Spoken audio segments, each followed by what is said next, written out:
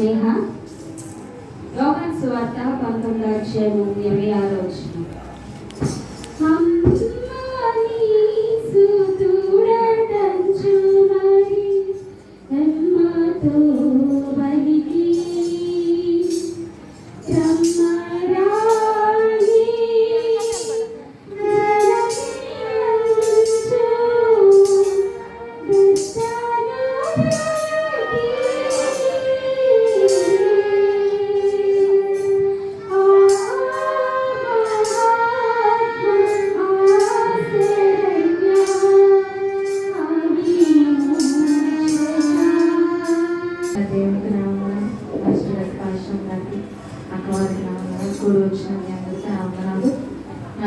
చెప్పిన మాటలు విన్నారు, అర్థం చేసుకుని ఉన్నారని నమ్ముతున్నారు.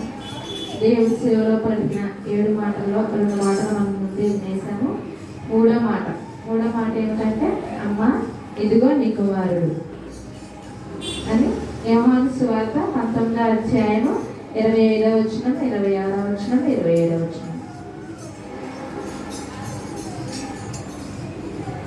ఎవరైనా తీసుకుంటే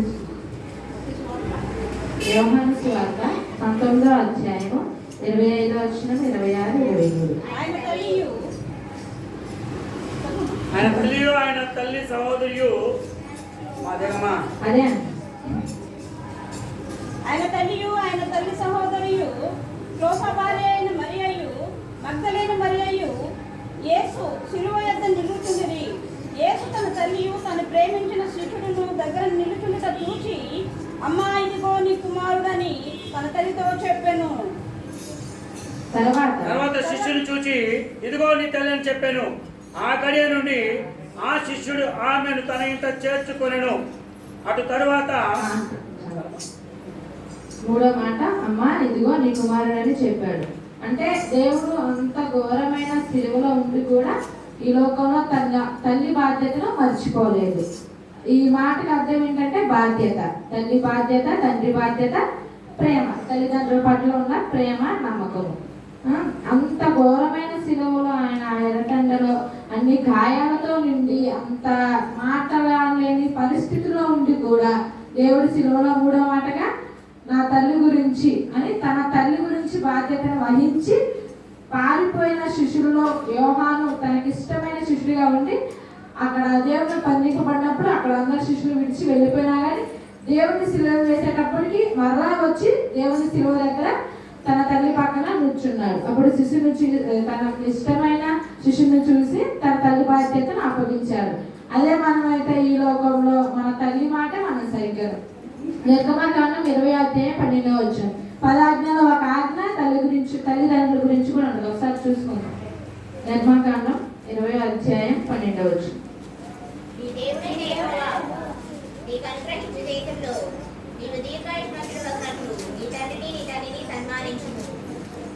ఏం చెప్పాడు?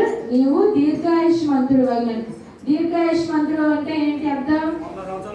100 సంవత్సరాలు ఇంకా ముందుకి, లాంగ్ ఇయర్స్, ఎక్కువ సంవత్సరాలు బతకడానికి మనం ఏం చేయాలంటే నీ తల్లిని నీ తండ్రిని సన్మానించుము. మన తల్లిదండ్రులను సన్మానిస్తే మనం ఇంకా ఎక్కువ కాలం బతికి మనం ఇంకా ఎక్కువ మంచిగా చూసుకోవడానికి దేవుడు ఎంతగానో కృప చూపిస్తాడు. అలాగే సామెతలు 23:22.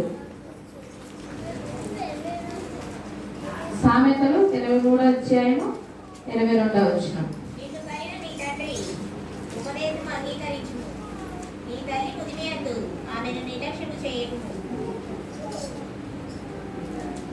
నిన్ను కనిన నీ తల్లి ఉపదేశములను అంగీకరించుము.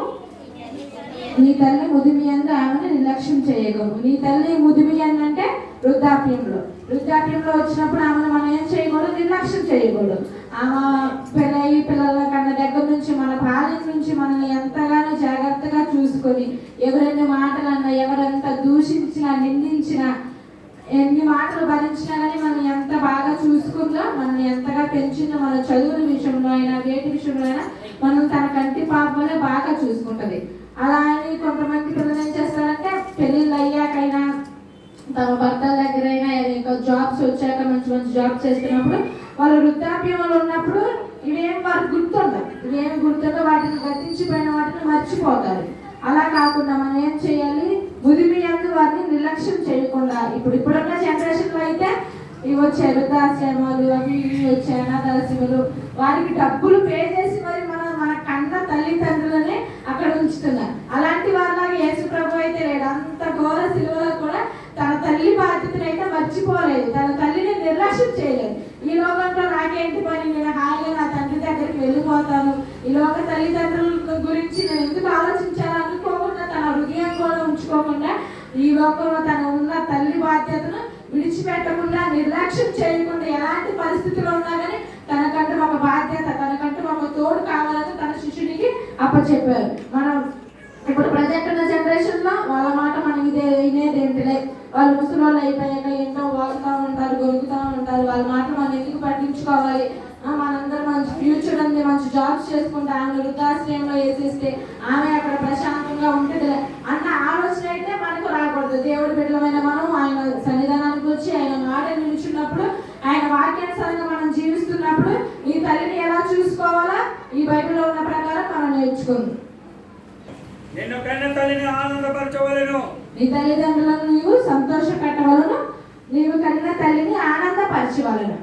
ఏ పరిస్థితిలో ఉన్నా, ఎలాంటి స్థితిలో ఉన్నా ఎప్పుడు మన తల్లిదండ్రులను ఆనందపరిచేవారుగా ఉండాలి కానీ వారిని దుఃఖపరిచేవారుగా, కించపరిచేవారుగా, నలుగురు మంది వారిని చిన్నతనంగా చేసేవారుగా మనం ఉండకూడదు. ఎలాంటి సిచ్యువేషన్లో ఉన్నా, మనం ఎంత ఇబ్బందులు ఇరుకులో ఉన్నా, నా తల్లి ఏదని మనం సంతోషకరంగా అందరినీ పంచుకోవాలి. ఎలాంటి దీన స్థితిలో ఉన్నా, ఎలాంటి దీన పరిస్థితిలో ఉన్నా, ఏమో నా తల్లి అని 10 మందితో నువ్వు వాళ్ళు చులకనగా చూసిన, చిన్నతనంగా చూసిన నువ్వు గర్వంగా చెప్పుకునేలాగా నీ తల్లిదండ్రులు నువ్వు సంతోష పెట్టాలి, గనపరచాలి.